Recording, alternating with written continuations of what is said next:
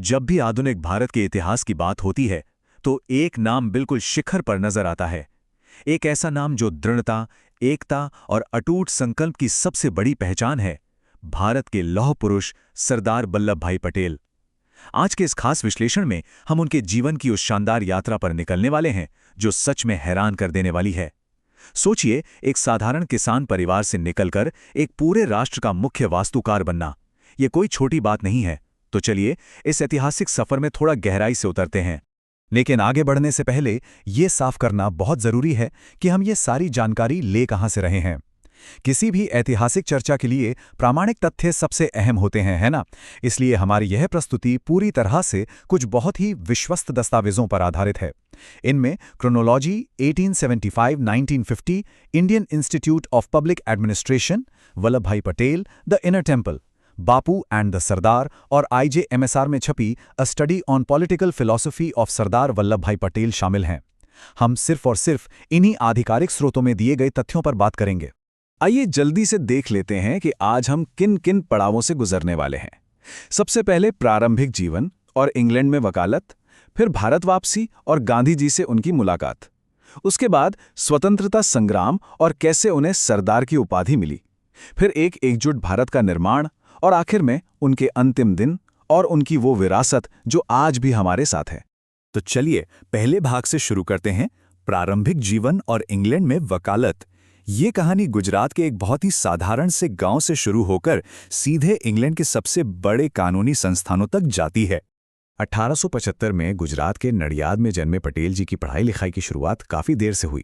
मतलब उन्होंने 22 साल की उम्र में अपनी मैट्रिक की परीक्षा पास की थी। आज के हिसाब से देखें तो ये काफ़ी देर लग सकता है, लेकिन उनकी आगे की रफ्तार बहुत तेज़ थी। उनके पास शुरुआत में कोई खास कॉलेज बैकग्राउंड नहीं था, तो उन्होंने क्या किया, उन्होंने बस दोस्तों से किताबें उधार लीं और खुद से पढ़ाई की। और फिर 1910 में कानून की पढ़ाई करने के लिए वे लंदन चले गए और वहाँ मिडिल टेम्पल में दाखिला लिया। उनकी प्रतिभा का अंदाज़ा इसी बात से लगाया जा सकता है कि जो कोर्स 36 महीने का था वो उन्होंने सिर्फ 30 महीने में पूरा कर लिया, और वो भी अपनी क्लास में टॉप करते हुए। अब जरा 1909 की इस घटना पर गौर करते हैं। ये उनके गजब के मानसिक संयम को दिखाती है। हुआ यूं कि वे अदालत में एक गवाह से जिरा कर रहे थे, एकदम बीच बहस में। तभी उन्हें एक टेलीग्राम मिलता है। उसमें उनकी पत्नी झवेरीबा के निधन की खबर थी। कोई और होता तो शायद वहीं टूट जाता, लेकिन पटेल जी ने उस नोट को पढ़ा, चुपचाप अपनी जेब में रखा और अपनी पूरी जिरा खत्म की। अदालत की कार्यवाही पूरी तरह खत्म होने के बाद ही उन्होंने ये दुखद खबर बाकी लोगों को बताई। अपने काम और जिम्मेदारी के प्रति ऐसा समर्पण सच में रोंगटे खड़े कर देता है। अब आते हैं दूसरे भाग पर, भारत वापसी और गांधी जी से भेंट। इंग्लैंड से बैरिस्टर बनकर भारत लौटने के बाद अहमदाबाद में उनका कानूनी करियर बहुत ही शानदार तरीके से आगे बढ़ा, लेकिन किस्मत को कुछ और ही मंजूर था। एक ऐसा वैचारिक बदलाव जो इतिहास की धारा मोड़ देने वाला था। अगर हम पटेल जी के शुरुआती दौर को देखें तो वो एकदम संभ्रांत अंग्रेजी बोलने वाले बैरिस्टर थे। बिल्कुल यूरोपीय सूट बूट पहनना, सिगार पीना और गुजरात क्लब में ब्रिज खेलना उनका शौक था। उस वक्त उन्हें इन राजनीतिक कार्यकर्ताओं से कोई खास लेना देना नहीं था। लेकिन 1917 के आसपास कुछ बदला। महात्मा गांधी के चंपारण और खासकर किसानों के लिए चलाए गए इंडिगो विद्रोह ने उन पर बहुत गहरा असर डाला। इस मुलाकात ने पटेल जी की पूरी दुनिया पलट दी। उन्होंने अपने सारे विदेशी कपड़े जला दिए, हमेशा के लिए खादी की धोती अपना ली और एक पूरी तरह से समर्पित ग्रामीण कार्यकर्ता बन गए। लेकिन एक दिलचस्प बात बताऊं, शुरुआत में गांधी जी के बारे में उनकी राय बिल्कुल अलग थी। 1916 का उनका ये कोट देखिए। जब वे गुजरात क्लब में ताश खेल रहे थे तब उन्होंने गांधी जी के लिए कहा था, ईमानदारी से कहूं तो मुझे लगता है कि वो एक सनकी है और मुझे ऐसे लोगों से कोई काम नहीं है। है ना हैरानी की बात? जो इंसान शुरू में इतने संदेहों में था, वही आगे चलकर गांधी जी का सबसे वफादार और मजबूत अनुयायी बन गया। ये बदलाव इस रिश्ते को और भी ज्यादा खास बनाता है। चलिए अब आगे बढ़ते हैं तीसरे भाग की तरफ, स्वतंत्रता संग्राम और सरदार। ये वो दौर था जब सक्रिय विद्रोह शुरू हो चुका था और यहाँ हमें उनकी जमीनी और एकदम व्यवहारिक लीडरशिप देखने को मिलती है। 1928 का बारडोली सत्याग्रह समझ लीजिए उनके नेतृत्व का एक मास्टर क्लास था। हुआ क्या कि ब्रिटिश सरकार ने अचानक से किसानों पर भारी टैक्स लगा दिया। इसके जवाब में पटेल जी ने एक बेहतरीन योजना बनाई। उन्होंने सारे किसानों को एकजुट किया और ब्रिटिश साम्राज्य के सामने चट्टान की तरह खड़ा कर दिया। अंग्रेजों ने किसानों की जमीनें छीन ली, मवेशी तक जब्त कर लिए, लेकिन कोई पीछे नहीं हटा। हर कोई डटा रहा। नतीजा, ब्रिटिश सरकार को हार माननी पड़ी और वो बढ़ा हुआ टैक्स वापस लेना पड़ा। और इसी विशाल ऐतिहासिक जीत के बाद पूरे देश ने एक आवाज में उन्हें एक उपाधि दी, सरदार, जिसका सीधा सा अर्थ होता है नेता या प्रमुख। इस एक घटना ने पूरे देश के दिलों में उनके लिए इतनी गहरी इज्जत पैदा कर दी कि वो रातों रात भारतीय राष्ट्रीय कांग्रेस के सबसे अहम चेहरों में से एक बन गए। बारडोली के इस शानदार सफलता पर गांधी जी ने लिखा था, सरदार लंबे समय तक जिएं ताकि वे कई अच्छी लड़ाइयां लड़ सकें। इन शब्दों में जो स्नेह है वो साफ महसूस होता है, खासकर जब ये दोनों जनवरी 1932 से 16 महीनों तक यरवदा जेल में एक साथ बंद थे।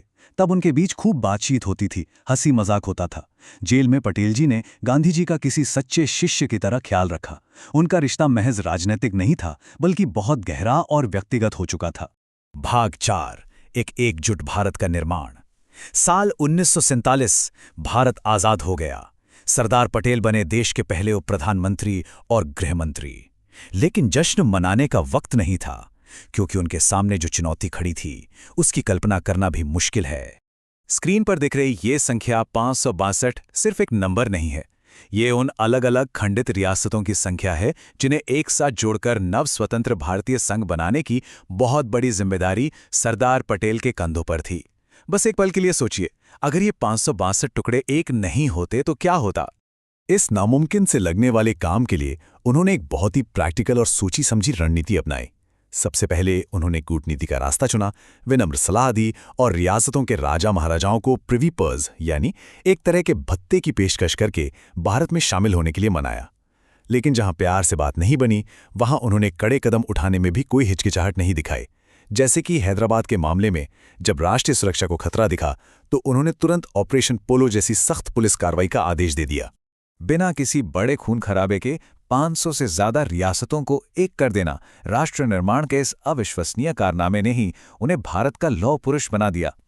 कई लोग उनकी तुलना ओटो वॉन बिस्मार्क से भी करते हैं, जिन्होंने जर्मनी का एकीकरण किया था। और हाँ, सिर्फ यही नहीं, आज जो हमारी अखिल भारतीय सेवा का ढांचा है वो भी उन्हीं की देन है।